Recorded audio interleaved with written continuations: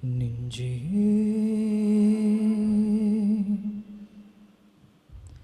நீ கலங்குவதேனோ நெஞ்சே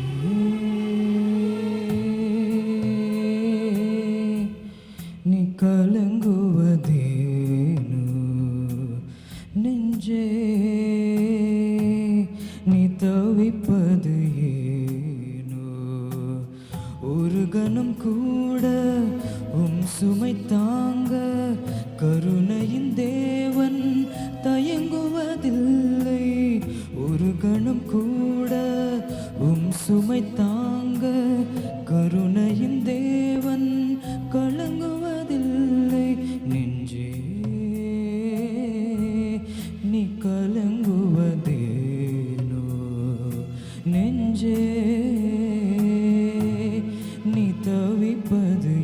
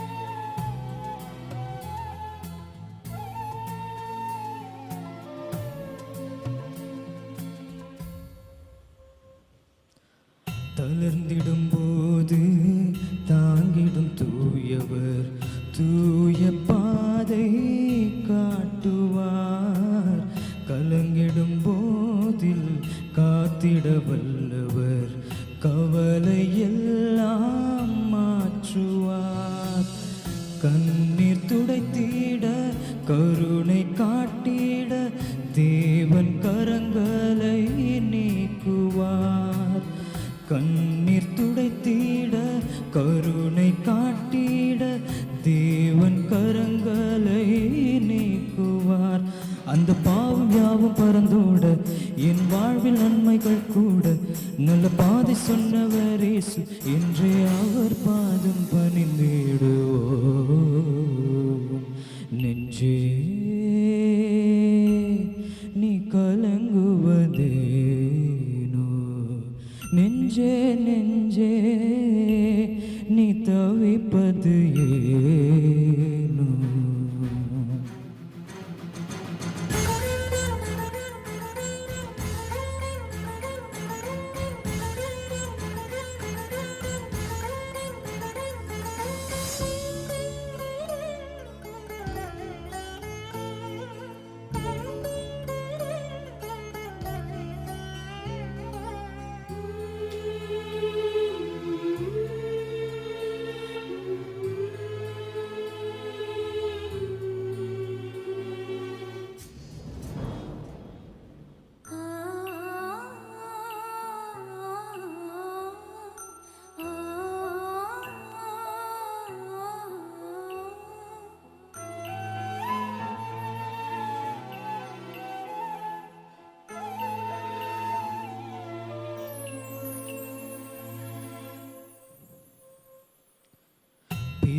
பிறந்தவரெல்லாம் உயர்ந்தவராக சிறந்த வழியை சொல்லுவார் நிறைந்த அன்பாய் காலம் எல்லாம் தெளிந்த அறிவை காட்டுவார் என்றும் கலங்காதே தேவன் இருக்கின்றார் இன்று புது பாதை காட்டுவார் என்றும் கலங்காதே தேவன் இருக்கின்றார் இன்று புது பாதை காட்டுவார் அந்த யாவும் பாவம் பறந்தோட இன்று வாழ்வில் நன்மைகள் கூட நல்ல பாதை சொன்னவர் இயேசு என்று அவர் பாதம் பணிந்திடு ஓ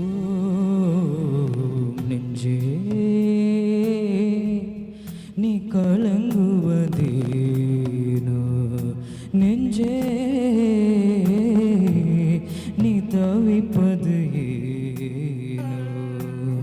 ஒரு கணம் கூட சுமை தாங்க கருணையின் தேவன் கலங்குவதில்லை. ஒரு கணம் கூட சுமை தாங்க கருணையின் தேவன் தயங்குவதில்லை. நெஞ்சே நீ கலங்குவதேனோ, நெஞ்சே நெஞ்சே நீ தவிப்பது ஏனோ.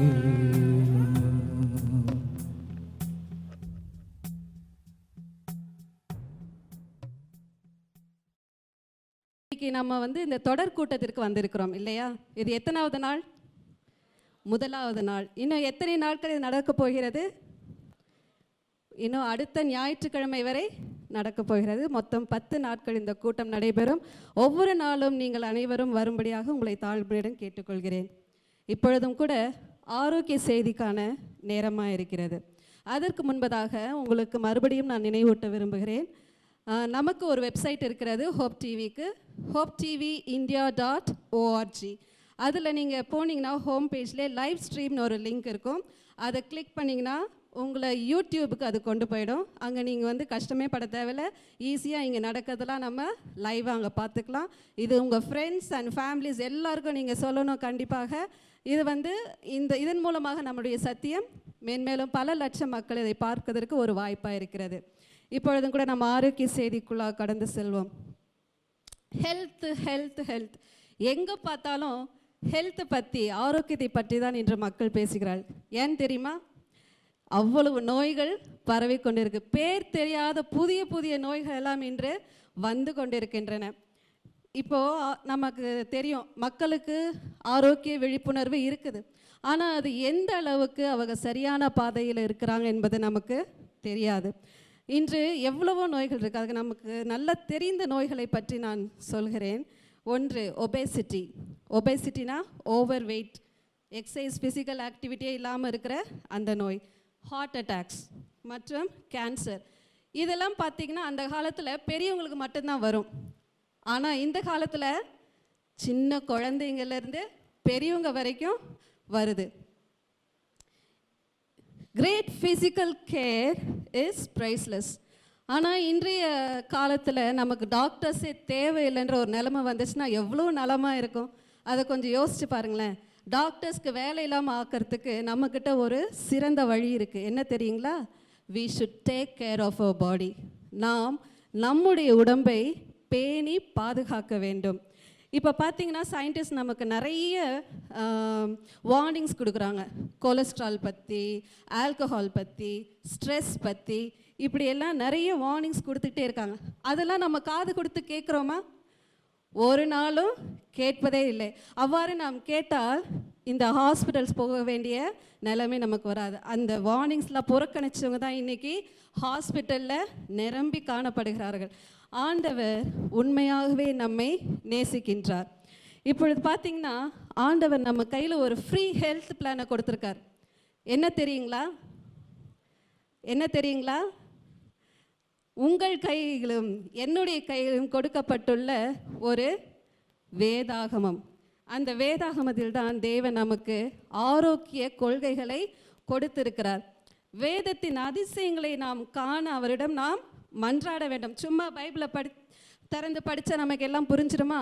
இல்லை, ஆவியானவர் துணை கொண்டு ஹெல்த்தை பற்றி பைபிளில் என்ன சொல்லியிருக்குன்னு நம்ம பார்க்கணும். இப்போ பார்த்தீங்கன்னா வேதாகமம் நம்முடைய வாழ்க்கையில் ஒரு சிறந்த பங்கு வகிக்கிறதா? ஹெல்த்து பற்றி பார்த்தீங்கன்னா இந்த ஸ்லைடை பாருங்கள். வேதாகமத்தில் ஆரோக்கிய கொள்கைகள் பங்கு வகிக்கின்றனவா? இந்த வசனத்தை வாசித்தீங்கன்னா, பிரியமானவனே, உன் ஆத்துமா வாழ்கிறது போல நீ எல்லாவற்றிலும் வாழ்ந்து சுகமாக இருக்கும்படி வேண்டுகிறேன். இந்த ஒரு வசனம் நமக்கு சாட்சிங்க. வேதத்தில் ஆரோக்கியத்தை பற்றி நமக்கு முக்கியத்துவம் கொடுக்கப்பட்டுள்ளது. இது 3 யோவான் 2ஆம் வசனத்தில் நாம் காண்கிறோம். நம்ம பார்த்திங்கன்னா மனுஷனுக்கு ஆவி, ஆத்மா, சரீரம் இம்மூன்றும் இருக்குது. இப்போ நீங்கள் நினைக்கலாம், நான் ஸ்பிரிச்சுவல் லைஃப்பில் இருக்கேன், அதனால் நான் ஹெவனுக்கு போயிடுவேன் அப்படின்னு நீங்கள் நினைக்கலாம். ஆனால் அது முற்றிலும் தவறு. அடுத்த ஸ்லைடை பார்த்திங்கன்னா, ஆவி, ஆத்மா, சரீரம் இம்மூன்றும் ஒன்றோடு ஒன்று இணைந்து இருக்குது. ஏதாவது ஒன்று வந்து அஃபெக்ட் ஆச்சுன்னா மற்ற ரெண்டும் கண்டிப்பாக அஃபெக்ட் ஆகிடும். இப்போ இதில் பார்த்திங்கன்னா இந்த ஆவியானது நாம் நினைக்கிறோம் நம்மளுடைய நினைவுகள் எப்படிப்பட்டதாக இருந்தாலும் அது நம்மளுடைய உடலை பாதிக்காதுன்னு நினைக்கிறோம். ஆனால் அது முற்றிலும் தவறு.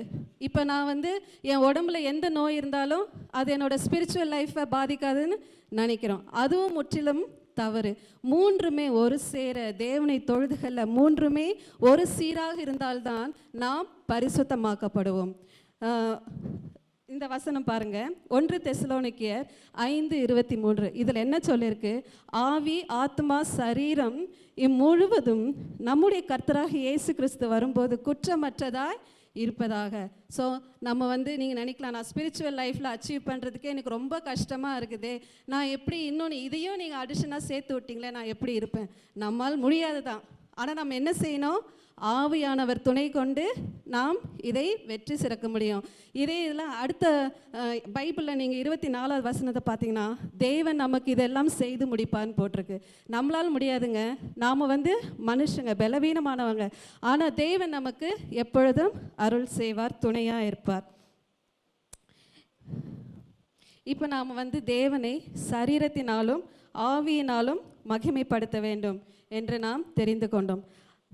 அடுத்த ஒரு வசனம் பார்த்தீங்கன்னா 1 கொரிந்தியர் 6:19 வசனத்தில் என்ன சொல்லப்பட்டிருக்கு? நம்முடைய உடல் தேவனுடைய ஆலயமாய் இருக்கிறது. நம்ம யாருங்க ஓனர் நம்மளுடைய உடலுக்கு? Who is the owner of our bodies? Jesus Christ. நம்மளுடைய உடம்பு நமக்கு சொந்தமே அல்ல. நம்மளுடைய உடல் தேவனுடைய ஆலயமாக இருக்கிற. அதில் யார் தங்கி இருக்கிறா? பரிசுத்த ஆவியானவர், அவர் தங்கியிருக்கார். ஃபார் எக்ஸாம்பிள், நம்ம சர்ச் இருக்கு, தேவனுடைய ஆலயம் நம்ம குப்பையும் கூலமாக இருக்கணும் விரும்புவோமா? கிடையவே கிடையாது. பரிசுத்தமான ஒரு ஸ்தலமாக நாம் கருதுகிறோம் இல்லைங்களா? அந்த மாதிரியே நம்மளுடைய உடலும் தேவனுடைய ஆலயமாய் நாம் கை கொள்ள வேண்டும். அதை தீட்டுப்படுத்தாதபடிக்கு நாம் பார்த்து கொள்ள வேண்டும். தேவன் நமக்கு வேதத்தில் பல ஆரோக்கிய கொள்கைகளை கொடுத்திருக்கிறார், விதித்திருக்கிறார். அதை நாம் ஆராய்ந்து கை கொள்ள வேண்டும். நாம் ஏன் வந்து தேவன் ஏன் நமக்கு அந்த ஹெல்த் பிரின்சிபல்ஸ் கொடுத்துருக்காருன்னு நினைக்கிறீங்க? ஏனென்றால் He knows what is best for our bodies. நம்மளுடைய உடலுக்கு எது நல்லது என்று அவருக்கு தெரியும். நம்ம ஒரு ஆட்டோமொபைல் கம்பெனியில் போய் ஒரு புது கார் வாங்குறேன்னு பார்த்து வச்சுக்கோங்க. அந்த காரை வந்து நம்ம வாங்கிட்டு வரும்போது ஒரு ஆப்ரேஷன்ஸ் மேனுவல் கையில் கொடுப்பாங்க. எதுக்காக கொடுப்பாங்க? அந்த கார் எப்படி ஃபங்க்ஷன் ஆகுது, எந்தெந்த பார்ட் எங்கே இருக்குது, இதெல்லாம் நம்ம வந்து தெரிஞ்சுக்கணுன்றதுக்காக நமக்கு கொடுப்பாங்க. நம்மை படைத்தவர் யார்? தேவன். அப்போ அவருக்கு தெரியும் இல்லைங்களா நமக்கு என்னென்ன வேணும்னு சொல்லி அவருக்கு தெரியும். ஸோ அவர் நமக்கு ஆரோக்கிய கொள்கைகளை மிகவும் சிறப்பாக இந்த வேதாகமத்தில் கொடுத்திருக்கிறார். அந்த ஆப்ரேஷன்ஸ் மேனுவல் என்னங்க? நமக்கு கொடுத்திருக்கிற ஆப்ரேஷன்ஸ் மேனுவல் என்னங்க? பைபிள். நம்ம கையில் இருக்க வேதாகமே அந்த மேனுவல். நம்ம அதை பார்த்து தான் நம்மளுடைய இலக்கு என்ன தேவைன்றதை நாம் தெரிஞ்சு கொள்ளணும். இந்த ஆண்டவருடைய விதிகளை நாம் பின்பற்றும் போது என்ன செய்யணும்? பின்பற்றும் போது நமக்கு நோய்கள் வராது. எப்பொழுது நாம் அந்த விதிகளை புறக்கணிக்கிறோமோ அப்பொழுது அந்த நோய்கள்லாம் நம்மளுடைய உடலில் ஒவ்வொன்றா வர ஆரம்பிக்குது. சாத்தான் வந்து நமக்கு சோதனை கொடுக்கணும், நிறைய நோய்களை கொண்டு வருவாங்க. அப்போது அந்த நோய்களை தடுக்கிறதுக்கு எது சுவராக இருக்கிறது? வேதாகமம். வேதாகமத்தில் குறிக்கப்பட்டுள்ள ஆரோக்கிய கொள்கைகள். இதை நம்ம ஸ்ட்ராங்காக மனசில் வச்சுக்கணும். வேதத்தில் சொல்கிற ஒவ்வொரு வார்த்தையும் அவ்வளோ உண்மையாக இருக்கிறது. ஏனால் தேவன் உண்மை உள்ளவர். இப்பொழுது கூட இந்த வேத விதிகளை தேவன் எப்பொழுது கொடுத்தார்? இந்த ஆரோக்கிய விதைகளை எப்பொழுது கொடுத்தார் நமக்கு? ஆதியிலே ஏதேன் தோட்டத்திலேயே இது ஆரம்பித்து விட்டது. அப்பொழுதே ஆதாம் ஏவாளை படைக்கும் போது நமக்கு இந்த விதிகளை தேவன் கொடுத்திருக்கிறார். அப்போ அவங்க புறக்கணிச்சதுனால தான் என்ன ஆச்சு? பெயினே வேர்ல்டுக்குள்ளே வர ஆரம்பிச்சிச்சு. இது நாம் கொஞ்சம் யோசித்து பார்க்கணும். இது தேவன் கொடுத்த எல்லா ஆரோக்கிய விதிகளையும் வேதத்திலிருந்து நாம் அதை வந்து சுருக்கி ஒரு நட்ஷெல்லில் போட்டு கொடுத்துருக்குறாங்க. அது என்ன அப்படின்னா, கிரியேஷன் ஹெல்த். கிரியேஷன் அப்படின்னு வந்து ஒரு வார்த்தை இருக்கிறது. இது ஒரு அக்ரானிம் சொல்லுவாங்க. மீன்ஸ் இந்த வார்த்தையில் ஒவ்வொரு எழுத்தும் ஒவ்வொரு வார்த்தை குறிக்கும். இது வந்து எப்படி நாம் பார்க்கணுன்னா 8 வேத விதிகள் ஃபார் ஹெல்த், ஆரோக்கியத்திற்கான 8 வேத விதிகள். C for choice, R for rest, E for environment, A for activity, T for trust, I for interpersonal relationship, O for Outlook and N for nutrition. இந்த வேத விதிகளை பற்றி தான் நாம் இந்த வாரம் முழுவதும் படிக்க போகிறோம். ஒவ்வொரு நாளும் ஒவ்வொரு விதியை பற்றி நாம் படிக்க போகிறோம். தேவன் என்ன சொல்கிறார், அதை நாம் எப்படி பின்பற்ற வேண்டும், எப்படி நான் தேவனுக்குள்ளாக நான் கீழ்ப்படிய வேண்டும், எப்படி என்னுடைய ஆலயத்தை சுத்தமாகவும் பரிசுத்தமாகவும் நான் வைத்துக்கொள்ள வேண்டும் என்பதை பற்றி தான் நாம் பார்க்க போகிறோம். இப்பொழுதும் கூட இந்த ஆதியிலே ஏதேன் தோட்டத்திலே தேவன் என்ன பிரின்சிபல்ஸ் வைத்தாரோ அதை தாங்க நாம் ஃபாலோ பண்ணோம். இப்போ கூட அந்த ஏதேன் தோட்டத்தில் ஆதாம் ஏவாளுக்கு என்ன டயட் கொடுத்தாரு? பழங்கள், காய்கறிகள், தானியங்கள், அவ்வளோதான். அஃப்கோர்ஸ் நம்ம மீட் சாப்பிட்டோம். எப்போ சாப்பிட்டோம்? நோவா காலத்தில் அந்த வெள்ளப்பெருக்கு வந்ததுக்கு அப்புறம் தான் பிளான்ஸ் இல்லாத காரணத்தினால அந்த மீட், அந்த மாமிச உணவை அலோ பண்ணார் ஆண்டவர். அதற்கு முன்னாடி ஒரிஜினல் டயட் என்னங்க? Vegetarian diet. இதை நம்ம நல்ல மனசில் ஏற்றிக்கணும். நமக்கு கொடுக்கப்பட்ட ஒரிஜினல் டயட் என்ன? வெஜிடேரியன் டயட்டு தான். ஓகேங்களா? ஸோ இதை நாம் ஃபாலோ பண்ணணும்.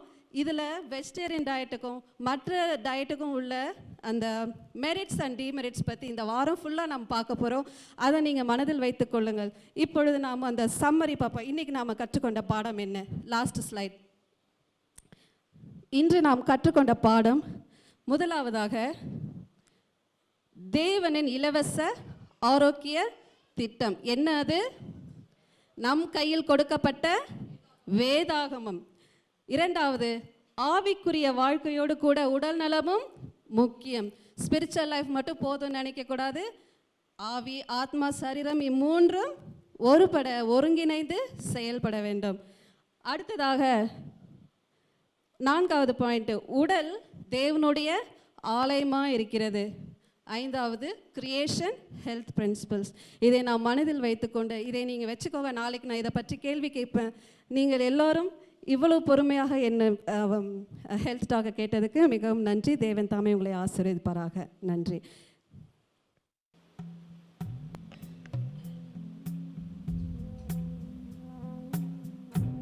நம்பிக்கை 2017 என்ற இந்த நற்செய்தி கூட்டம் இந்த ஓய்வு நாள் ஆயத்த நாளிலே நாங்கள் தொடங்கும் போது எங்கள் ஒவ்வொருவருடைய வாழ்விற்கும் எங்களுக்கு ஆசீர்வாதமாக அருளும்படியா எங்கள் இயேசுவின் நாமத்திலே ஜெபங்கேளும் அன்புள்ள பரமபிதாவே, ஆமென். நம் அனைவருமாக உட்காரும்படியாய் உங்களை அன்போடு கேட்டுக்கொள்கிறேன். ஆண்டவர் நம்ம ஒவ்வொருவரையும் ஆசீர்வதித்து தேவன் நம்மை பலப்படுத்தி தேவன் நம்மை சுகப்படுத்துவாராக. நாம் அனைவருமாக அல்லேலூயா சொல்லுவோமா? எல்லாரும் உற்சாகமாக சொல்லுவோமா? ஆண்டவராகிய இயேசு கிறிஸ்துவின் ஈடு இணையற்ற நாமத்திலே உங்கள் அனைவரையும் அன்போடு வாழ்த்தி வரவேற்கிறேன். சமாதானத்தின் தேவன் உங்கள் ஒவ்வொருவருக்கும் சமாதானத்தை அருளுவாராக. உலகத்தில் எந்த பாகத்தில் இந்த நிகழ்ச்சியை பார்த்து கொண்டிருந்தாலும், நீங்கள் எந்த ஒரு நிலையிலே பார்த்து கொண்டிருந்தாலும், ஆண்டவர் உங்களை ஆசீர்வதித்து தேவன் பலப்படுத்துவாராக. நம்பிக்கை 2017 ஆண்டு இந்த நற்செய்தி கூட்டமானது ஒவ்வொரு நாளிலும் மாலையில் சரியாக நடைபெற இருக்கிறது. நீங்கள் அனைவருமாக உங்கள் நண்பர்களோடு உறவினர்களோடு வரும்படியாய் உங்களை அன்போடு கேட்டுக்கொள்கிறேன். தேவன் நிச்சயமாக உங்களை ஆசீர்வதித்து தேவன் உங்களை பலப்படுத்தி தேவன் உங்களை சுகப்படுத்துவாராக. நாம் இந்த ஒவ்வொரு நாளும் தானியேல் புஸ்தகத்திலிருந்து தேவனுடைய ஆராய்ச்சியை படிக்க இருக்கிறோம். தானியேல் புஸ்தகமானது இந்த கடைசி காலத்தின் இரகசியத்தை நமக்கு வெளிப்படுத்துகிறது. மறைக்கப்பட்ட இரகசியமானது வெளிப்படுத்தப்படுகிறது. இந்த ரகசியத்தை நாம் அனைவரும் கற்றுக்கொள்ளத்தக்கதாக நாம் ஒவ்வொரு நாளும் குறித்த நேரத்திலே வரும்படியாய் உங்களை அன்போடு கேட்டுக்கொள்கிறேன். மற்றுமாக ஒவ்வொரு நாளும் தேவனுடைய அற்புதமான கரமானது நம் அனைவரோடு கூட இருந்து தேவன் நம்மை பலப்படுத்துவது மாத்திரமல்ல, தேவன் நம்மை சுகப்படுத்த வேண்டும். நாம் அனைவருமாக உங்கள் நண்பர்களுக்கு சொல்லுங்கள், உறவினர்களுக்கு சொல்லுங்கள். இந்த பயணமானது ஒரு தொடர் பயணமாக இருக்கிறது. ஒவ்வொரு நாளும் மாலையிலே சரியாக இந்த கூட்டமானது நாம் அனைவருமாக எழுந்து நின்று நாம் ஒரு பாடலை ஜெபத்தோடு நாம் பாடுவோம். நாம் அனைவருமாக ஜெபத்தோடு நாம் அனைவரும் பாடி அனைவருமாக எழுந்து நின்று கரம் பிடித்து நடத்தும் என்ற பாடலை நாம் அனைவருமாக நாம் இந்த சமயத்தில் நாம் பாடுவோம். அனைவருமாக சேர்ந்த வண்ணமாக எல்லாரும் ஒரு கவியை மாத்திரம் நாம் பாடுவோம். ஒரு தாய் தேற்றுவது போல் என் நேசர் தேற்றுவார். ஒரு தாய் தேற்றுவது போல் என் நேசர் தேற்றுவார். மார்போடு அணைப்பாரே, மனக்கவலை தீர்ப்பாரே. மார்போடு அணைப்பாரே, மனக்கவலை தீர்ப்பாரே. ஒரு தாய் தேற்றுவது போல் என் நேசர் தேற்றுவார். ஒரு தாய் தேற்றுவது போல் என் நேசர் தேற்றுவார். நாம் அனைவருமாக கண்களை மூடுவோமா? எங்கள் கண்மலையாகிய கர்த்தாவே, எங்கள் இருதயத்தின் தியானமும் எங்கள் வாயின் வார்த்தைகளும் உமது சமூகத்திலே பிரதியாய் இருப்பதாக. ஆமென், ஆமென். நாம் அனைவருமாக உட்காரும்படியாய் உங்களை அன்போடு கேட்டுக்கொள்கிறேன்.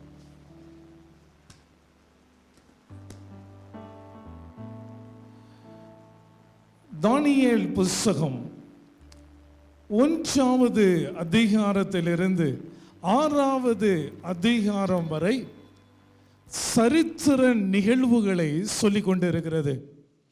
6வது அதிகாரத்திலிருந்து 12வது அதிகாரம் வரை தீர்க்க தரிசன நிகழ்வுகளை சொல்லிக் கொண்டிருக்கிறது. தானியேல் புஸ்தகம் ஏறக்குறைய 2000 ஆண்டுகளுக்கு முன்பதாக நடந்த ஒரு சரித்திர நிகழ்வுகள் மாத்திரமல்ல, ஒரு தீர்க்க தரிசன புஸ்தகம் மாத்திரமல்ல, உங்களுடைய வாழ்விலும் என்னுடைய வாழ்விலும் இந்த கடைசி நாளிலே நம்முடைய குடும்பத்திலே, நம்முடைய பிள்ளைகள் வாழ்விலே, நம்முடைய பேர குழந்தைகள் வாழ்விலே, நம்முடைய அன்றாட நிகழ்விலே நடக்கக்கூடிய சம்பவம் தான் ஒரு தானியேல் சம்பவம். ஒவ்வொரு முறையும் இந்த புஸ்தகத்தை படிக்கும்போது நம்முடைய மனதிலே ஒரு பெரிய சிலை வரும். இதுதான் நம்முடைய மனதிலே தோன்றும். ஆனால் அந்த சிலையில் என்ன சம்பவங்கள் இருக்கிறது என்பதை நாம் மிக அற்புதமாக இந்த கூட்டத்தொடரிலே நாம் காண முடிகிறது.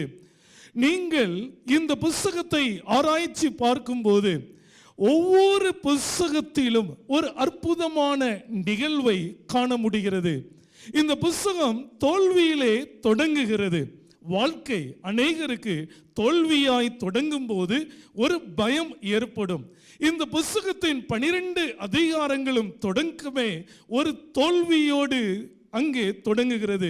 தேவனுடைய பிள்ளைகள் அடிமைப்படுத்தப்படுகிறார்கள், தேவனுடைய பிள்ளைகள் துக்கப்படுத்தப்படுகிறார்கள், தேவனுடைய பிள்ளைகள் கொலை செய்யப்படுகிறார்கள், தேவனுடைய ஆலயம் அங்கே நொறுக்கப்படுகிறது, தேவனுடைய பிள்ளைகள் கைதிகளாய் அடித்து செல்லப்படுகிறார்கள்.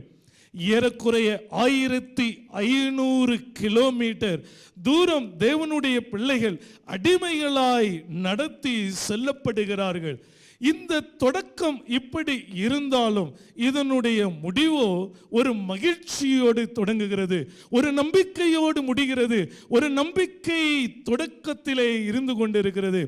ஆதலால் உங்கள் வாழ்க்கையிலும் 2017 இந்த ஆண்டு தொடங்கும் போது தோல்வியோடு தொடங்கி இருக்கலாம்.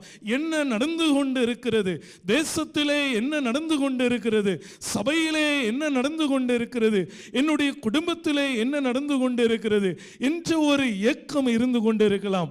ஆனால் இந்த புத்தகத்தை நீங்கள் ஒவ்வொரு நாளும் படிக்கும் போது உங்களுக்கு ஒரு நன்மை உண்டாகிறது. தோல்வியில் இருந்தாலும் ஒரு நம்பிக்கையை ஆண்டவர் அருளுகிறார். இந்த புத்தகத்தை படிக்கும்போது ஒவ்வொரு சமயத்திலும் ஆண்டவர் தானியேலை ஆசீர்வதிக்கிறார். எல்லாரும் ஒரு அழிலே சொல்லுவோமா? எல்லாரும் உற்சாகமா சொல்லுவோமா? தானியேலோ தேவனை தொழுகை செய்கிறார். ஒரு அழிலே சொல்லுவோமா?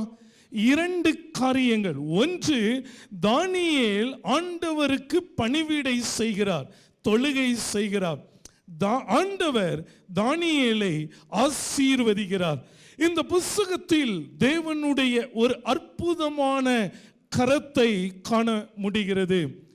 இந்த புத்தகம் தானியேல் புத்தகத்திலே ஒரு அற்புதமான ஒரு நிகழ்வு என்னவென்றால், முதலாவது ஒரு கேள்வி, நாம் ஏன் இந்த புத்தகத்தை படிக்க வேண்டும்?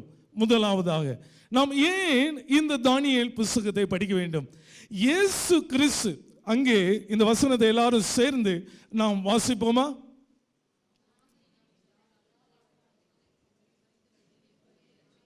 நாம் ஏன் தானியேல் புத்தகத்தை படிக்க வேண்டும் என்றால், அங்கே இயேசு கிறிஸ்து மார்க் புத்தகத்திலே அங்கே நமக்கு தானியேலை போல எல்லா சூழ்நிலையில் வந்தாலும் நாம் நிலைத்து இருக்க வேண்டும். அடுத்த வசனத்தை நாம் படிப்போம்.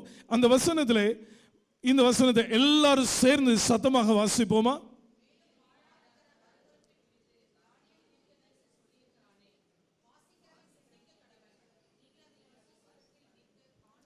எல்லாரும் ஒரு அழிலே சொல்லுவோமா? இயேசு கிறிஸ்து தானியேல் புத்தகத்தை அங்கே படிக்கும்படி சொல்லுகிறார். அவர் அந்த புத்தகத்தில் உள்ள நிகழ்வை சொல்லுகிறார். அங்கே இரண்டாவது என்னவென்றால், தானியேல் புத்தகம் வெளிப்படுத்தின புத்தகத்திற்கு ஒரு அஸ்திபாரமாய் இருக்கிறது. வெளிப்படுத்தின புத்தகத்தை நாம் ஆராய்ச்சி செய்ய வேண்டும் என்றால், வெளிப்படுத்தின புத்தகத்தின் உள்ள ஒரு ஆரம்ப முன்னுரையை இந்த தானியேல் புத்தகத்திலே நாம் காண முடிகிறது. எல்லாரும் ஒரு அழிலே சொல்லுவோமா? தானியேல் புத்தகத்தை படிக்கும்போது வரலாற்றில் ஒவ்வொரு சமயத்திலும் என்ன நடக்கிறது என்பதை நாம் அறிந்து கொள்ள முடிகிறது. கடைசியாக தானியேல் புத்தகத்தை படிக்கும்போது தேவனுடைய ஆசீர்வாதத்தை நீங்களும் நானும் அறிந்து கொள்ள முடிகிறது. இரண்டாவதாக, தானியேல் வாழ்ந்த நாட்களிலே உலகத்தில் இருந்த பேரரசுகள், அதை ஸ்கிரீன்ல பார்க்கும்போது எல்லாரும் சேர்ந்து நம்ம வாசிப்போமா? பாபிலோன், மேதிய பெர்சியர், எகிப்து, லிடியா. தானியேல் புத்தகத்திலே தானியேல் காலம், அந்த சமயத்திற்கு முன்பதாக, இந்த பாபிலோன் ராஜ்யத்திற்கு முன்பதாக அங்கே அசீரியர்கள் ஆட்சி செய்கிறார்கள். ஏறக்குறைய 300 வருடம் அவர்கள் ஆட்சி செய்கிறார்கள். எத்தனை வருடம்? 300 வருடம் இந்த உலகமே அவர்களின் கட்டுப்பாட்டில் இருந்து கொண்டிருக்கிறது. அந்த அசீரியர்களிடத்திலிருந்து 2 முறை யுத்தத்திற்கு செல்லுகிறார். நெபுகாத் நேசருடைய தகப்பனார், அவர் நெபோபாண்டிசர் என்று சொல்வார்கள், அவர் யுத்தத்திற்கு செல்லுகிறார் 2 முறை. 622, 612, 2 வருடங்கள் யுத்தத்திற்கு செல்லுகிறார். 2 முறை யுத்தத்திற்கு சென்று அந்த தேசத்தை கைப்பற்றி பாபிலோன் ராஜ்யம் கட்டப்படுகிறதை நாம் காண முடிகிறது. இந்த தானியேல் புத்தகத்திலே இந்த உலக பேரரசுகள், பிறகு பாபிலோன், எகிப்து, மேதிய பெர்சியா, இன்று ஒவ்வொரு தேசமாய் வருகிறது. பாபிலோன் தேசமானது ஒரு அற்புதமான தேசமாய் இருக்கிறது. கணிதத்திலே முதலாய் அவர்கள் மிக வல்லரசாய் இருந்திருக்கிறார்கள். எல்லாரும் இந்த கணிதத்தை கற்றுக்கொண்டிருக்கிறார்கள். கட்டட பணியில் இன்று நம்ம சென்னையில் மிக உயர்ந்த கட்டடங்களை நாம் காணுகிறோம். ஆனால் ஏறக்குறைய 2000 வருடங்களுக்கு மேலாக இந்த கட்டடத்தை அந்த பாபிலோனியர்கள் கட்டியிருக்கிறார்கள். அவ்வளவு ஆற்றல் மிக்க அவர்கள் சிறப்பானவர்களாய் இருந்திருக்கிறார்கள். ஹம்முராபி என்ற ஒரு தத்துவ மேதை, அவர் தத்துவம் மாத்திரமல்ல சட்ட மேதையாக இருந்தார். அவர் சட்டத்தை படித்து முதலாக இன்று நம்ம தேசத்தில் இருக்கக்கூடிய சட்டம், அம்பேத்கர் அவர்கள் இயற்றிய சட்டம், இன்னும் அநேகர்கள் இயற்றிய சட்டம் எல்லாம் இந்த ஹம்முராபி என்ற ஒருவருடைய காலத்தில் இருந்து கொண்டு வரப்படக்கூடிய சட்டமாக இருக்கிறது. இவ்விதமாய் பாபிலோனியர்கள் மிக சிறப்பானவர்களாக இருந்திருக்கிறார்கள். இப்படிப்பட்ட காலமான சூழ்நிலையிலே நாம் முதலாவது வசனத்தை வாசிப்போம். இந்த நேரத்தில் ஸ்கிரீனில் தானியேல் புத்தகம் 1ஆம் அதிகாரம் 1ஆவது வசனம் எல்லாரும் சேர்ந்து நாம் வாசிப்போமா? யூதாவின் ராஜாவாகிய யோயாக்கீம் அரசாண்ட 3ஆம் வருஷத்திலே பாபிலோன் ராஜாவாகிய நேபுகாத்நேசர் எருசலேமுக்கு வந்து அதை முற்றுகையிட்டு போட்டான். இந்த 12 அதிகாரத்தில் தொடக்கமே தோல்வியிலே தொடங்குகிறது. இந்த நாளில் 1ஆவது அதிகாரம், இந்த அதிகாரம் முழுவதும் நாம் படிக்கும்போது, இந்த அதிகாரம் தொடங்கும் போது தோல்வியிலே தொடங்குகிறது, முடிவிலே வெற்றியோடு பெறுகிறார்கள். உங்கள் வாழ்விலே இந்த ஓய்வு நாள் ஆயத்த ஆராதனையிலே, இந்த தானியேல் தொடர் நற்செய்தி விழாவிலே கலந்து கொள்ளக்கூடிய உங்கள் ஒவ்வொருவருடைய வாழ்விலும் இந்த முதல் வசனத்திலே எருசலேம் பட்டணமானது முற்றுகை போடப்படுகிறது. தேவனுடைய பிள்ளைகள் முற்றுகை போடப்படுகிறார்கள். தேவனுடைய தேசம் அழைக்கப்படுகிறது. தொடக்கமே தோல்வியோடு தொடங்குகிறது. இந்த வருட தொடக்க மாதம், இந்த 2 வாரங்கள் உங்கள் வாழ்வு தோல்வியாய் இருந்திருக்கலாம், நெருக்கமாய் இருந்திருக்கலாம், கஷ்டமாய் இருந்திருக்கலாம், எனக்கு ஏன் இந்த பிரச்சனை என்று இருந்திருக்கலாம். ஆனால் இந்த அதிகாரத்தை இன்று வீட்டில் போய் படித்து பாருங்கள், குடும்பமாக சேர்ந்து பாருங்கள். உங்கள் வாழ்விலே தோல்வி என்பது தற்சமயம் தற்காலிகமாய் நடக்கக்கூடியது. ஆண்டவர் வெற்றியை அருளக்கூடியவராய் இருக்கிறார். இங்கே 2 காரியங்களை பார்க்கலாம். இந்த வசனத்தை மறுபடியும் ஸ்கிரீனில் போடும்படியாக சொல்கிறேன். ஸ்கிரீனில் போடும்போது அதில் நீங்கள் பாருங்கள், 2 காரியங்கள் இருக்கும். எந்த தேசத்து ராஜா, அவருடைய பேர் என்ன?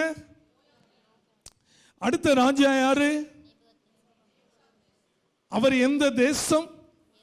இங்க 2 ராஜாக்கள். ஒரு ராஜா யாரு?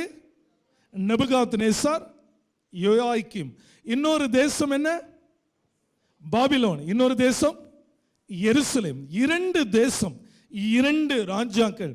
ஒன்று தேவனுடைய பிள்ளைகள், மற்றொருவர்கள் அங்கே அவர்கள் உலகத்தார், புறஜாதியார்.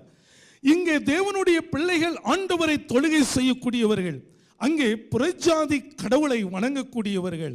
ஆனால் என்ன நடக்கிறது? தேவனுடைய பிள்ளைகள் அங்கே முற்றுகை போடப்படுகிறார்கள். இரண்டாவதாக, அங்கே தேவனுடைய ஆலயத்தினுடைய எல்லா பொருளும் என்ன பண்ணப்படுகிறது? அங்கே கைது செய்யப்படுகிறது. 2வது வசனத்தை, அடுத்த வசனத்தை நாம் காணும்போது அங்கே இந்த வசனத்தை எல்லாரும் சேர்ந்து படிப்போமா? ராஜாவாகிய யோயாக்கீமையும் தேவனுடைய ஆலயத்தின் பாத்திரங்களில் சிலவற்றையும் அவன் கையில் ஒப்பு கொடுத்தார். எனக்கு பிரியமான தேவனுடைய பிள்ளைகளை, முதலாவது தேவனுடைய ஆலயத்தின் தேவனுடைய பிள்ளைகள் முற்றுகை போடப்படுகிறார்கள். இரண்டாவது தேவனுடைய ஆலயம் என்ன பண்ணுகிறது? அங்கே முற்றுகை போடப்படுகிறது. அதில் உள்ள பொருள் எல்லாம் அங்கே தாவீது எருசலேமை மிக பிரம்மாண்டமாய் கட்டி வைத்திருந்தார். அங்கே அடுத்தது அவருடைய மகன் சாலமோன் அந்த தேவாலயத்தை மிக அற்புதமாய் கட்டி வைத்திருந்தார். ஆனால் இங்கே ஒரு புறஜாதி ராஜா வந்து தேவனுடைய பிள்ளைகளை முற்றுகை போடுகிறார். அங்கே தேவனுடைய ஆலயத்தில் உள்ள பொருட்கள் எல்லாம் முற்றுகை போடப்படுகிறது. மூன்றாவது அந்த வசனத்தை அடுத்த வசனத்தில் நாம் காணும்போது என்ன சொல்லப்படுகிறது? அதை எல்லாரும் சேர்ந்து படிப்போமா? அவன் அந்த பாத்திரங்களை சீனேயார் தேசத்தில் உள்ள தன் தேவனுடைய கோவிலுக்கு கொண்டு போய் அவைகளை தன் தேவனுடைய பண்டசாலைக்குள் வைத்தான். இந்த தேவனுடைய ஆலயத்திற்கு போயிருக்குது, அங்கே பாபிலோனியர்களுடைய ஆலயத்திற்கு எருசலேமின் எல்லா பொருட்களை என்ன பண்ணாங்க, அங்கே கொண்டு போய் விட்டார்கள். உங்களுடைய வாழ்விலும் என்னுடைய வாழ்விலும் ஆண்டவர் இந்த நாளிலே நீங்களும் நானும் ஆண்டவருக்கு உண்மையாய் இல்லாமல் இருப்போம் என்றால், நீங்களும் நானும் ஆண்டவருக்கு பயந்து ஆண்டவரை நம்பாத ஒரு வாழ்க்கை இருக்கும் என்றால், அங்கே முற்றுகை போடப்படுவார்கள். நாம் முற்றுகை போடப்படும் போது நம்முடைய சபை, நம்முடைய கடவுள், எல்லா காரியங்களும் என்ன ஆகிறது, அங்கே ஒரு கேள்விக்குறியாகிறது. அங்கே தானியேல் நாட்களிலே அங்கே இன்னொரு வசனத்தை அடுத்த ஸ்கிரீன்ல வருகிறது, அந்த வசனத்தை நாம் வாசிப்போம். தேவனுடைய பிள்ளைகள் ஏன், அதை எல்லாரும் சேர்ந்து படிப்போமா?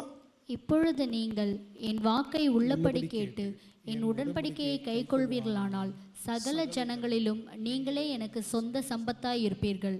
பூமி எல்லாம் என்னுடையது. அடுத்த வசனமும் சேர்ந்து படிப்போமா? நீங்கள் எனக்கு ஆசாரிய ராஜ்யமும் பரிசுத்த ஜாதியுமாய் இருப்பீர்கள் என்று நீ இஸ்ரவேல் புத்திரரோடே சொல்ல வேண்டிய வார்த்தைகள் என்றார். தேவனுடைய பிள்ளைகள் நம்மை ஆண்டவர் எதற்காக அழைத்தார், ஆனால் எதற்காக அந்த முற்றுகை போடப்பட்டார்கள் என்றால், நாம் அவருடைய சத்தத்திற்கு செவி கொடுக்காமல் இருந்து விட்டோம். நம்பிக்கை 2017 இந்த நற்செய்தி கூட்டத்திலே உங்களுடைய வாழ்விலும் என்னுடைய வாழ்விலும் ஆண்டவர் ஒரு அறைகூவலை கொடுக்கிறார். உங்களுடைய வாழ்விலும் என்னுடைய வாழ்விலும் அந்த பாபிலோன் பிள்ளைகள் எருசலேமை முற்றுகை போட்டது போல இந்த கடைசி நாளிலே பிரஜாதிகள் உங்களையும் என்னையும் முற்றுகை போட்டு விடக்கூடாது. சத்தியம் அறியாத பிள்ளைகள், அசத்தியமான பிள்ளைகள் உங்களையும் என்னையும் முற்றுகை போடப்பட்டு விடக்கூடாது. அவர்கள் நம்முடைய தேவனுடைய நாமத்தை அங்கே வீணிலே வழங்கிடக்கூடாது. அடுத்ததாக இன்னொரு காரியத்தை அங்கே நேபுகாத்நேசார் என்ன செய்கிறார் என்று அடுத்த வசனத்தை நாம் பார்க்கும்போது, இந்த வசனத்தை எல்லாரும் சேர்ந்து படிப்போமா? அவர்களுடைய பிதாக்களின் தேவனாகிய கர்த்தர் தமது ஜனத்தையும் தமது வாசஸ்தலத்தையும் காப்பதற்காக இரக்கமுள்ளவராய் இருந்தபடியால் அவர்களிடத்து தம்முடைய ஸ்தானாபதிகளை ஏற்கனவே அனுப்பினார். அடுத்ததாக தேவனுடைய பிள்ளைகள் ஏன் முற்றுகை போடப்பட்டார்கள், இன்னும் அந்த வசனத்தை படிப்போமா? ஆதலால் அவர் அவர்கள் மேல் கல்தேயரின் ராஜாவை வரப்பண்ணினார். அவன் அவர்கள் வாலிபரை அவர்களுடைய பரிசுத்தமான ஆலயத்திலே பட்டயத்தினால் கொன்று வாலிபரையும் கன்னியாஸ்திரிகளையும் முதியோரையும் விருத்தாப்பியரையும் தப்பவிடவில்லை. எல்லாரையும் தேவன் அவன் கையில் ஒப்பு கொடுத்தார். அடுத்த வசனத்தை நம்ம படிப்போமா? ஆதல் நேர்மையின்மை, ஏழைகளுக்கு அநீதி, கொலை, ஓய்வு நாளை மீறல், பாலியல் ஒழுக்கக்கேடு, அந்நிய தேவர்களை சேவித்தல், தீர்க்கதரிசிகளை கொடுமைப்படுத்துதல், கள்ள தீர்க்கதரிசிகளை பின்பற்றல். இந்த ஸ்கிரீன்ல இதை அப்படி இருக்கட்டு, அதை எல்லாரும் சேர்ந்து மறுபடியும் ஒருக்கா நாம் வாசிப்போமா? ஏன் தேவனுடைய பிள்ளைகள் அடிமை முற்றுகை போடப்பட்டார்கள் என்றால், இந்த எல்லாரும் சேர்ந்து நாம் படிப்போமா? முதலாவது என்னது? நேர்மையின்மை, ஏழைகளுக்கு அநீதி, கொலை, ஓய்வு நாளை மீறல், பாலியல் ஒழுக்கக்கேடு, அந்நிய தேவர்களை சேவித்தல், தீர்க்கதரிசிகள் கொடுமைப்படுத்தல், கள்ள தீர்க்கதரிசிகளை பின்பற்றல். இந்த பாவங்கள் தான் தேவனுடைய பிள்ளைகளை முற்றுகை போட வைத்தது. உங்களுடைய வாழ்விலும் என்னுடைய வாழ்விலும் இந்த வருட தொடக்கத்திலே நமக்கு ஏதாவது பாவங்கள், ஆசீர்வாதங்களுக்கு தடங்களாக இருக்கக்கூடிய காரியங்கள் எதுவாக இருந்தாலும் நாம் இந்த பாவங்களில் இருந்து விடுதலை பெற வேண்டும். அடுத்த ஒரு வசனத்தை நாம் அந்த ஸ்கிரீன்ல எல்லாரும் சேர்ந்து நம்ம படிப்போம். தேவனுடைய விருப்பத்தின்படி தேவன் இதை அனுமதித்தாரா? அவர் விருப்பப்பட்டு இது செய்தாரா? எல்லாரும் சேர்ந்து படிப்போமா? எப்பிராயிமே, நான் உன்னை எப்படி கைவிடுவேன்? இஸ்ரவேலே, நான் உன்னை எப்படி ஒப்பு கொடுப்பேன்? நான் உன்னை எப்படி ஆத்மாவை போலாக்குவேன்? உன்னை எப்படி செபேயுமை போல் வைப்பேன்? என் இருதயம் எனக்குள் குழம்புகிறது, என் பரிதாபங்கள் ஏகமாய் பொங்குகிறது. ஆண்டவர் இதெல்லாம் செஞ்சு முடிச்சுட்டு, ஆனால் அவர்கள் எல்லாம் ஆண்டவர் எப்பிராயிமே, நான் மிக வேதனைப்படுகிறேன்.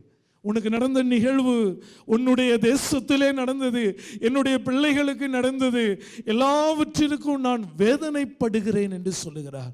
உங்களுடைய வாழ்விலும் என்னுடைய வாழ்விலும் தேவன் விருப்பப்படி இது செய்யவில்லை. இன்று ஒருவேளை நாம் கஷ்டத்தை சந்தித்து கொண்டிருக்கலாம், உபத்திரவங்களை சந்தித்து கொண்டிருக்கலாம், போராட்டங்களை சந்தித்து கொண்டிருக்கலாம், எனக்கு ஏன் இந்த பிரச்சனை என்று யோசித்து கொண்டிருக்கலாம். ஆனால் ஆண்டவர் விருப்பப்படி நடக்கவில்லை, நாமே அதை தெரிந்து கொண்டோம். நம்முடைய தீர்மானமே அதை அங்கே தேர்ந்தெடுத்தபடியினாலே அந்த சோதனைக்குள்ளாய் அங்கே நாம் பிரவேசிக்கிறோம். இன்னும் ஒரு வசனத்தை நாம் வாசிக்க இருக்கிறோம். இந்த வசனத்தை எல்லாரும் சேர்ந்து படிப்போமா? கர்த்தராகிய ஆண்டவர் உரைக்கிறது என்னவென்றால், நான் துன்மார்க்கனுடைய மரணத்தை விரும்பாமல் துன்மார்க்கன் தன் வழியை விட்டு திரும்பி பிழைப்பதையே விரும்புகிறேன் என்று என் ஜீவனை கொண்டு சொல்லுகிறேன். எல்லாரும் ஒரு அலையில சொல்லுவோமா? இந்த வருட தொடக்கத்தில் நம்முடைய பாவங்களை நாம் அறிக்கையிட வேண்டும். இந்த 10 தினங்களிலே நாம் ஜெபம் பண்ண போகிறோம். தானியேல் புத்தகத்தை படிக்க போகிறோம். இப்படி படிக்கும்போதும் ஜெபம் பண்ணும்போது நம்முடைய வாழ்வில் நம்முடைய பாவங்களை அறிக்கையிட வேண்டும். வாலிப பிள்ளைகள், இங்கே இருக்கக்கூடிய பிள்ளைகள், தானியேல் 1500 கிலோமீட்டர் பயணப்பட்டு இருக்கிறார். இந்த தானியேல் 1500 கிலோமீட்டர் நடந்து போயிருக்கிறார். ஏறக்குறைய 2 to 3 மாதங்கள் இந்த பயணம் இருந்திருக்கிறது. இந்த பயணத்திலே கடந்திருக்கிறார். ஆனால் இந்த பயணத்திலே கடந்து வந்தாலும் அந்த தேவனை மறக்கவில்லை. உங்கள் வாழ்விலே இந்த தேவனை மறந்து விடாதீர்கள். அந்த தேவனை மறந்து விடக்கூடாது. அந்த இயேசு உங்கள் வாழ்விலே அவர் நன்மைகளை செய்யக்கூடியவராயிருக்கிறார். அவர் எப்பொழுதும் கைவிட மாட்டார். இந்த தானியேல் அவர் வாலிப வயதிலே அவருடைய நண்பர்களோடு சேர்ந்து அவர் ஒரு அற்புதமான காரியத்தை செய்திருக்கிறார். இன்னும் ஒரு வசனத்தை நாம் வாசிப்போம். நம்முடைய வேத புத்தகத்தை தானியேல் 1வது அதிகாரம் 3வது வசனத்தை நாம் அனைவருமாக சேர்ந்து வேத புத்தகத்தை நாம் சேர்ந்து அந்த வசனத்தை வாசிப்போம். எல்லாரும் நம்ம பைபிளை எடுத்துக்கொள்வோம். தானியேல் 1வது அதிகாரம் அங்கே 3வது வசனம் எல்லாரும் சேர்ந்து நாம் வாசிப்போம்.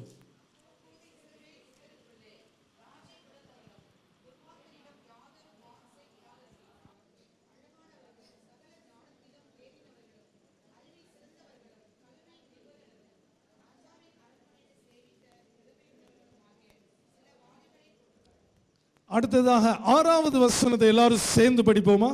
அவர்களுக்குள் யூதா புத்திரராகிய தானியேல், அனனியா, மிஷாவேல், அசரியா என்பவர்கள் இருந்தார்கள். சரி, இந்த வசனம் மிக முக்கியமான வசனம். 1வது காரியம், அங்கே தேவனுடைய ஆலயம் முற்றுகைப்படப்படுகிறது. தேவனுடைய பிள்ளைகள் முற்றுகை போடப்படுகிறார்கள். அவருடைய பெயரை மாற்றம் செய்கிறார்கள். அங்கே தானியேல் உடைய பெயரை எவ்விதமாக மாற்றுகிறார் என்றால் பெல்ஷாசர் என்று மாற்றுகிறார். தானியேல் என்றால் என்ன அர்த்தம் என்னவென்றால், தானியேல் தான் வம்சத்தை சார்ந்தவர். தான் என்றால் அங்கே நியாயம் செய்யக்கூடியவர், அங்கே நீதிபதி என்று ஒரு பொருள். அங்கே எல் என்ற ஒரு வார்த்தை எபிரேய பதத்திலே கடவுளை குறிக்கக்கூடிய ஒரு பதமாய் இருக்கிறது. ஆதலால் இந்த பெல் என்பது பாபிலோனிய கடவுளின் பொக்கிஷ கடவுள். அந்த பெல் கடவுள் தான் ஐஸ்வரியத்தை கொடுக்கக்கூடிய கடவுள். ஆதலால் தானியேல் அந்த அதிபதியை கூப்பிட்டு, இவங்க பேர் எல்லாம் மாற்றுங்க, உன்னுடைய பெயர் தானியேல் அல்ல, நீ யெகோவா தேவனுக்கு பணிவிடை செய்யக்கூடாது, யெகோவா தேவன் தோல்வியை கொடுத்து விட்டார், உங்கள் மக்கள் அடிமையாகி விட்டார்கள், ஆதலால் என்னுடைய கடவுள் பெல்ஷாசர் என்ற கடவுள், அந்த கடவுள் எனக்கு பொக்கிஷத்தை கொடுத்திருக்கிறார், ஆதலால் இந்த பொக்கிஷத்தையே நீ பார்த்து கொண்டிரு. நீ அவரை பொருளாளராக அங்கே மாற்றிவிட்டார். அடுத்த மனிதர் அங்கே அவருடைய பெயர் என்ன என்று இந்த 6வது வசனத்தை நாம் பார்க்கிறோம். அதிலே அனனியா என்ற ஒரு பெயர், அவரை எப்படி, அவருடைய பெயருக்கு எப்படி மாற்றி இருக்கிறாங்க? ஷாத்ராக் என்று மாற்றி இருக்கிறார்கள். அனனியா என்றால் என்ன அர்த்தம் என்னவென்றால், தேவன் இரக்கங்களை செய்யக்கூடியவர். இந்த அடிமையான நாட்களிலே அவங்க அப்பா அம்மா அவங்களுக்கு மிக ஒரு அற்புதமான பெயரை வச்சிருக்கிறாங்க. என்னுடைய மகன் இரக்கங்களை செய்யக்கூடியவனாய் இருக்க வேண்டும். அங்கே அந்த பிறந்த குழந்தையை பார்த்து இவனுக்கு அனனியா என்று பெயரை வைக்கும்போது, நீ இரக்கமுள்ளவனாய் இருக்க வேண்டும், உன்னுடைய தேவன் இரக்கங்களை செய்யக்கூடிய தேவன் என்று. ஆனால் அதனால அவருக்கு எப்படி பெயரை வைத்து விட்டார் என்றால், அங்கே ஷிபா என்ற ஒரு தேவதை, நீ அவர்களுக்கு பணிவிடை செய் என்று அவர் உனக்கு இரக்கம் செய்வார் என்று அங்கே மாற்றிவிட்டார்கள். அடுத்த மனிதருக்கு அங்கே பெயர் எப்படி சூடப்படுகிறது என்று நாம் காணும்போது, அவருடைய பெயர் அங்கே மிஷாவேல், அவருக்கு மேஷாக் என்று சொல்லப்படுகிறது. அவர் சூரிய கடவுளை, நீ சூரிய கடவுளை எப்பொழுதும் அதிபதியாக இருந்து கொண்டிரு, அவர் உனக்கு எல்லா காரியங்களையும் செய்யக்கூடியவராய் இருப்பார் என்று சொல்லப்படுகிறது. அடுத்தவருக்கு அங்கே என்ன பெயர் கொடுக்கப்படுகிறது என்றால், அசரியா என்றால் அபேத் நேகோ.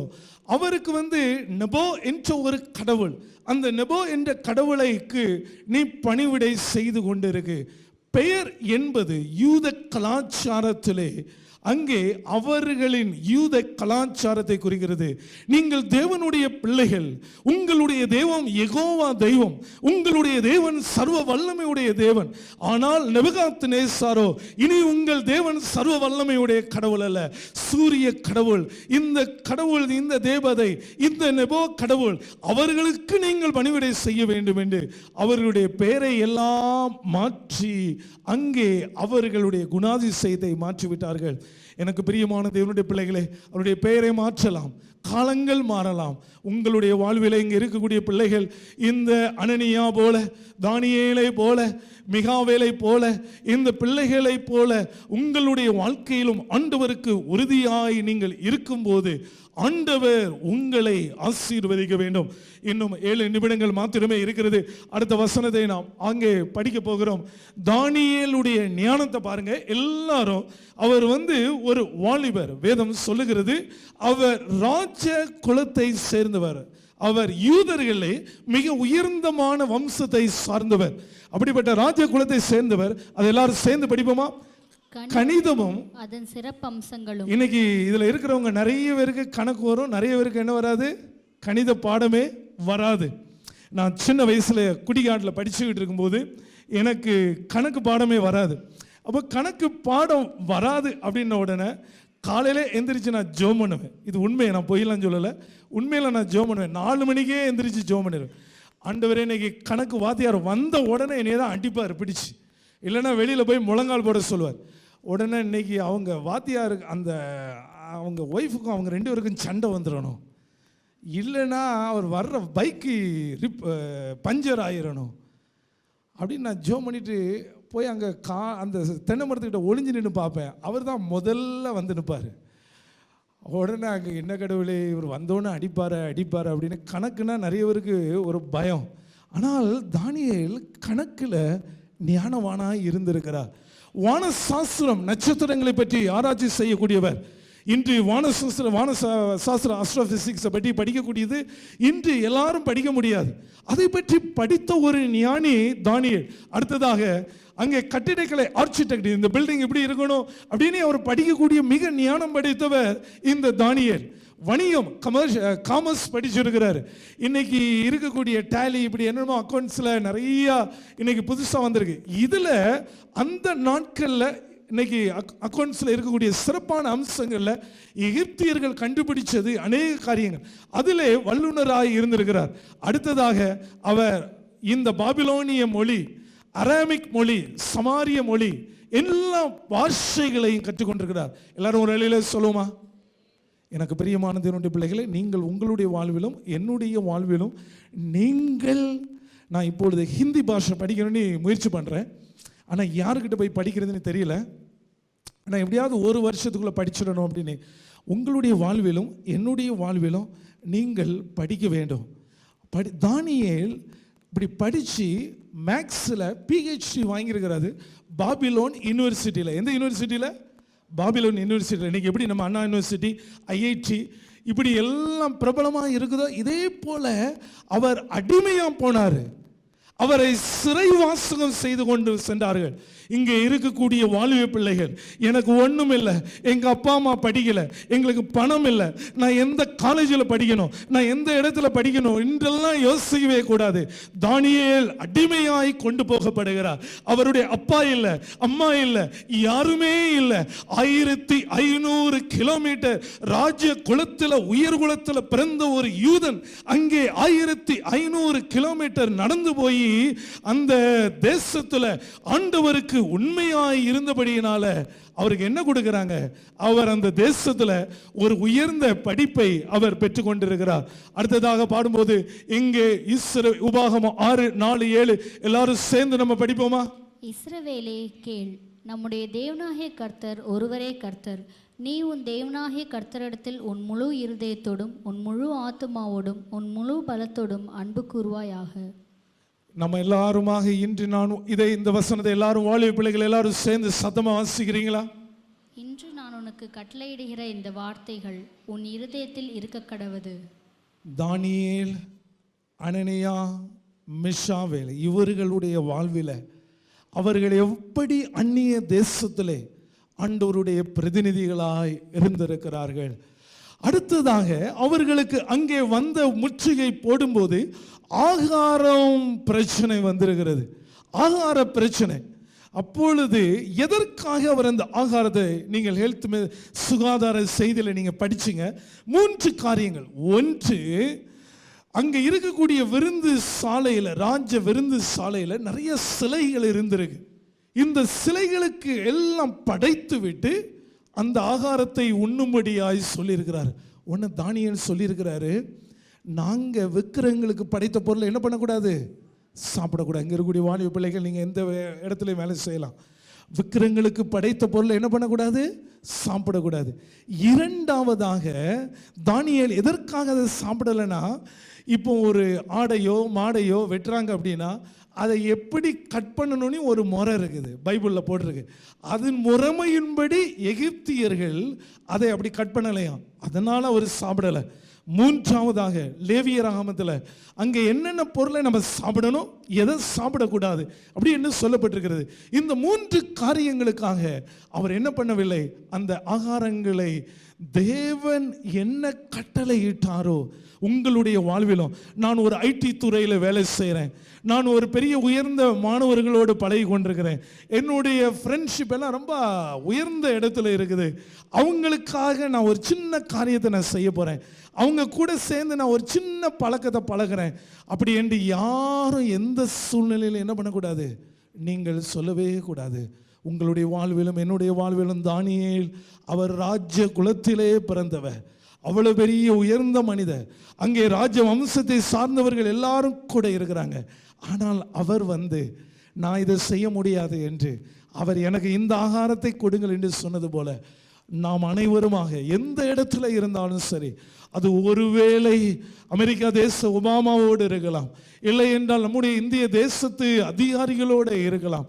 நம்ம யாரிடம் ஆகாரங்களை உட்கொள்ளும் போது தேவனுடைய பிள்ளைகளாகிய நாம் எதை உட்கொள்ள வேண்டுமோ அதை மாத்திரமே நாம் உட்கொள்ள வேண்டும்.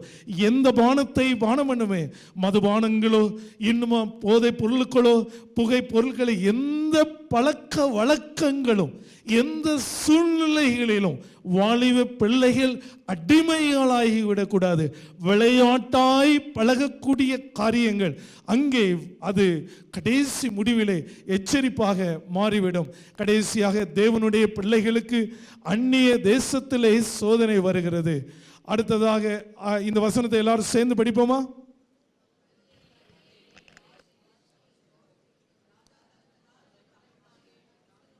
அடுத்ததாக அடுத்த வசனத்தை வாசிப்போமா?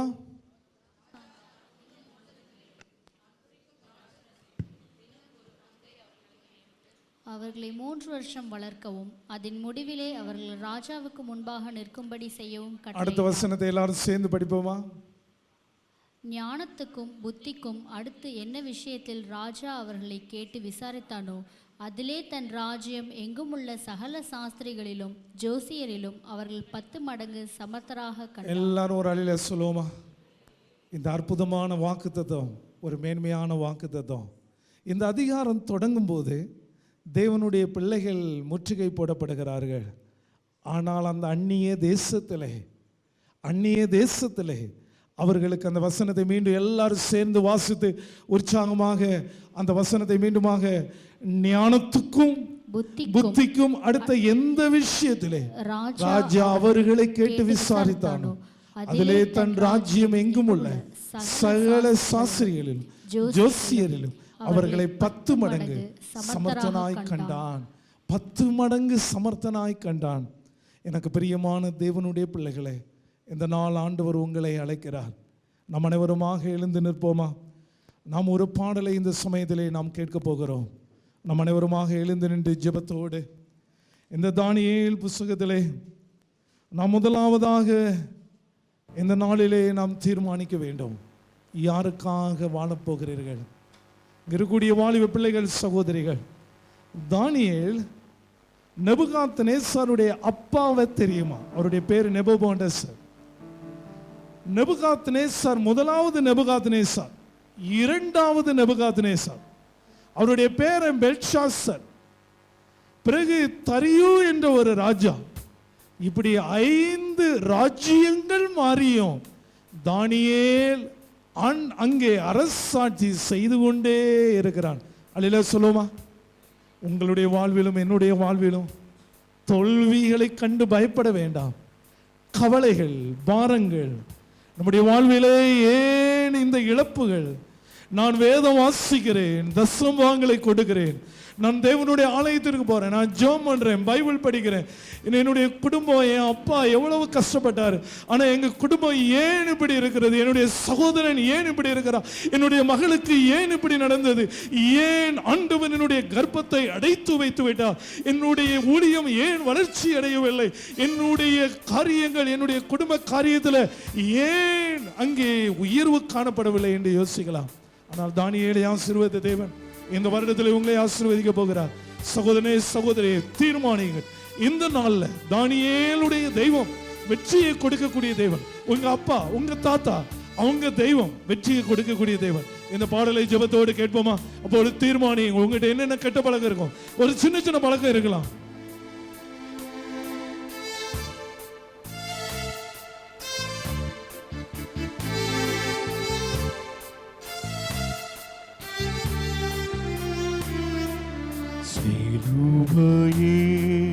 சிலுவையே என் நேசர் செய்த பாவம் என்னவோ.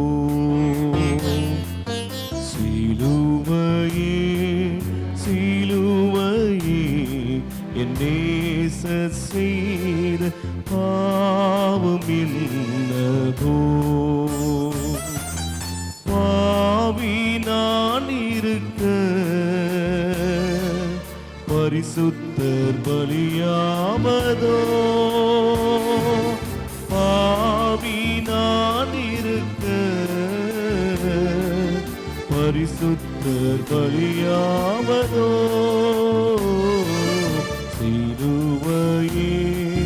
சிலுவையே என் நேசர் செய்த பாவம் என்னவோ.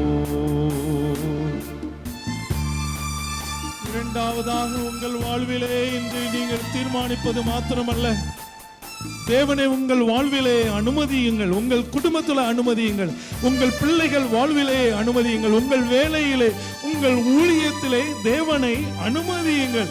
அவர் ஆவியானவர் மூலமாய் பேசும்போது எதை செய்ய வேண்டும், எதை செய்யக்கூடாது என்பது அனுமதியுங்கள்.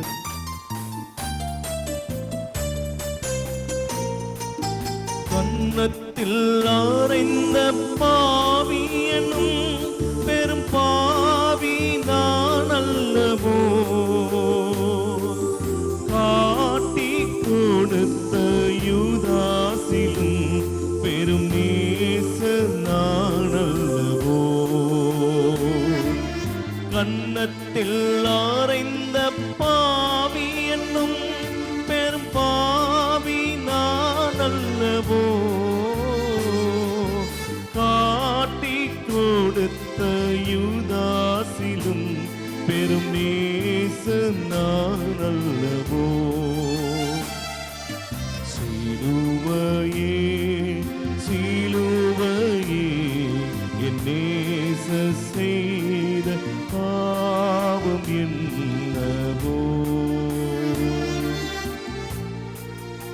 இந்த நாளிலே தேவன் இந்த வருடத்திலே உங்களை வழி நடத்த வேண்டும். தேவன் உங்கள் குடும்பத்தை வழி நடத்தணும். தேவன் உங்கள் ஊழியத்தை நடத்தணும். முதலாவதாக இந்த நாளிலே தீர்மானியுங்கள். வாலிப பிள்ளைகள், சின்ன பிள்ளைகள், பெரியவர்கள், உங்கள் வாழ்விலே தீர்மானியுங்கள். இந்த வருடத்திலே நான் ஜெபிக்க போகிறேன், வேத வாசிக்க போகிறேன், ஆண்டவருக்காய் ஊழியம் செய்ய போகிறேன் என்று தேவனை அனுமதியுங்கள். கடைசியாய் ஆண்டவரே என்னை வழி நடத்தும் ஐயா, அவருடைய கரத்தை பிடித்து நடந்து செல்லுங்கள்.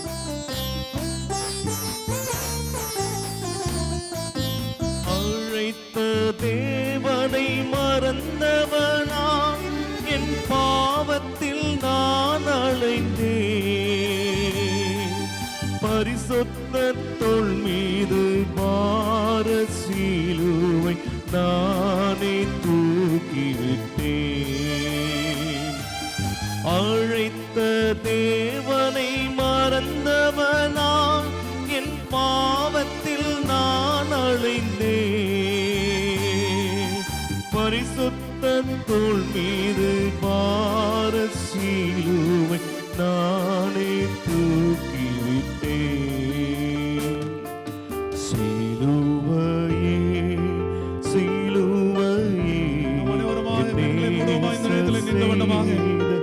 அந்த சிலுவையை நோக்கி பார்த்து உங்கள் வாழ்க்கையை தீர்மானித்து அவரை அனுமதித்து ஆண்டவரே வழி நடத்துங்கள் என்று சொல்லி, சகோதரனே சகோதரியே, அம்மா இந்த இரவு வேளையிலே ஆண்டவர் உங்களை அழைக்கிறார். இந்த தொடர் கூட்டத்திலே வாழ்க்கையில் தோல்வி இருக்கலாம், உங்கள் குடும்பம் முற்றுகை போடப்பட்டிருக்கலாம், உங்களுடைய வியாபாரம் முற்றுகை போடப்பட்டிருக்கலாம், எது செய்தாலும் ஆசீர்வாதம் இல்லாமல் இருக்கலாம். ஆனால் ஆண்டவர் இந்த நாளிலே நீங்கள் அவரை நோக்கி பாருங்கள். தானியேலை ஆசீர்வதித்த தேவன் உங்களை ஆசீர்வதிக்க போகிறார். தானியேலை உயர்த்திய தேவன் வாலிப பிள்ளைகளை உயர்த்த போகிறார். உங்கள் இருதயத்தை ஒப்புக் கொடுக்கிறீர்களா? பாவங்கள், அநீதிகள் ஏது இருந்தாலும் நீங்கள் இந்த நேரத்தில் ஒப்புக் கொடுக்கிறீர்களா?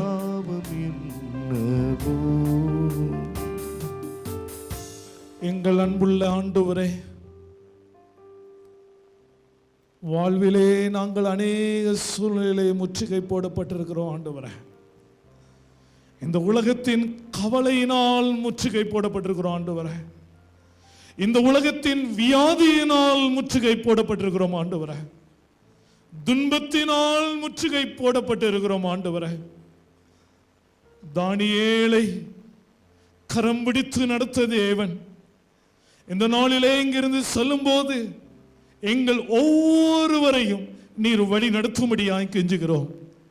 இந்த செய்தியை பார்த்து கொண்டிருக்கூடிய ஒவ்வொரு பிள்ளைகள் ஆண்டவரே, உலகத்தில் எந்த பாகத்தில் இருந்து இந்த நிகழ்ச்சியை பார்த்து கொண்டிருந்தாலும், இந்த தேவனுடைய செய்தியை கேட்டுக்கொண்டிருந்தாலும், ஏன் எங்கள் வாழ்விலே தோல்வி என்று இருந்து கொண்டிருந்தாலும், ஆண்டவராகிய இயேசு கிறிஸ்து ஒவ்வொருவருக்கும் விடுதலை கொடுக்கும்படியாய் கெஞ்சுகிறோம். ஆண்டவரே, நாளை எங்களை மீண்டுமாய் அழைத்து வரும்படியாய், உலகத்தின் எதிர்காலம் மாத்திரமல்ல, எங்கள் எதிர்காலம் யாருடைய கருத்திலே இருக்கிறது என்பதை நாங்கள் அறிந்து கொள்ள, நாளை நாங்கள் அனைவரும் எங்கள் நண்பர்களோடு உறவினர்களோடு வந்து தானியேலை போல இந்த வருடம் மாத்திரமல்ல, ஆண்டவருடைய வருகை வரை நிலைத்திருக்கக்கூடிய பிள்ளைகளாக இருக்க தேவன் எங்களை பலப்படுத்தும்படியாக இயேசுவின் நாமத்திலே ஜெபங்கேளும் பிதாவே. என் ஆத்துமாவே கர்த்தரை ஸ்தோத்திரி, என் முழு உள்ளமே அவருடைய பரிசுத்த நாமத்தை ஸ்தோத்திரி. என் ஆத்துமாவே கர்த்தரை ஸ்தோத்திரி. நாம் அனைவருமாய் கர்த்தருடைய ஜெபத்தை சேர்ந்து சொல்லுவோமா? பரமண்டலத்தின் எங்கள் பிதாவே, உம் நாமம் பரிசுத்தப்படுவதாக, உம் ராஜ்யம் வருவதாக, உம் சித்தம் பரமண்டலம் செய்ய போல பூமியில் செய்யப்படுவதாக. எங்கள் வேண்டிய ஆகாத்தை நீங்கள் தாரும். எங்கள் கடனாளிக்கு நாங்கள் மன்னிக்கு போல எங்கள் கடனை நீர் எங்களுக்கு மன்னியும். எங்களை சோதனையும் பேசுக்காமல் தீமை ரட்சித்துக் கொள்ளும். ராஜ்யம் வல்லமையும் மகிமையும் என்றைக்கும் முடிவுகளே.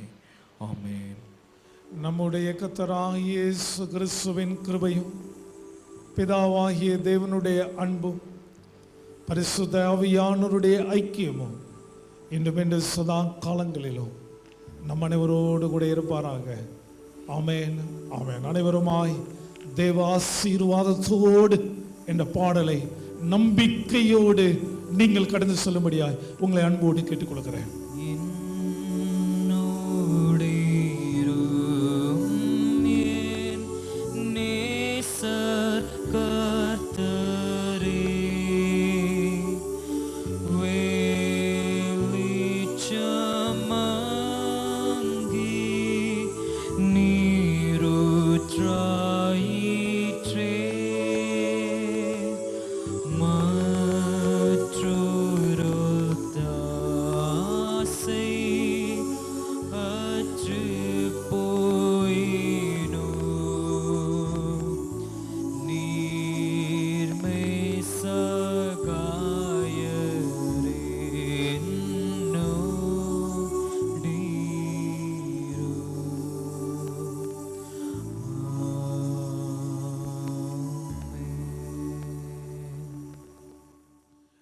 அனைவருமாக ஒரு நிமிடம் அமரும்படியாய் உங்களை அன்போடு கேட்டுக்கொள்கிறேன். நாளை இந்த கூட்டமானது சரியாக 6:30 மணிக்கு தொடங்க இருக்கிறது. இது குறித்த நேரத்தில் 8:30 மணிக்கு முடிஞ்சிடும். நீங்கள் இது அதிக நேரம் எடுக்காது உங்கள் நண்பர்களை எல்லாம் அழைத்து வாருங்கள். நாளை நீங்கள் அதிகமான நபர்களை அழைத்து கொண்டு வருகிறவர்களுக்கு ஒரு பரிசு காத்து கொண்டு இருக்கிறது. நீங்கள் அநேகரை பரலோகத்திற்கு அழைத்து செல்லும்படியாய் உங்களை நான் அன்போடு கேட்டுக்கொள்கிறேன். இந்த கூட்டமானது 10 நாட்கள் தொடர்ந்து நடைபெறும். இந்த கூட்டம் நிச்சயமாக உங்கள் வாழ்வுக்கும் உங்கள் குடும்பத்திற்கும் உங்கள் தனிப்பட்ட வாழ்வுக்கும் ஆசீர்வாதமாக இருக்கும். எங்களுக்காக ஜெபியுங்கள். இந்த நிகழ்ச்சியில் கலந்து கொள்ளக்கூடிய ஒவ்வொரு பிள்ளைகளுக்காக ஜெபம் பண்ணுங்க.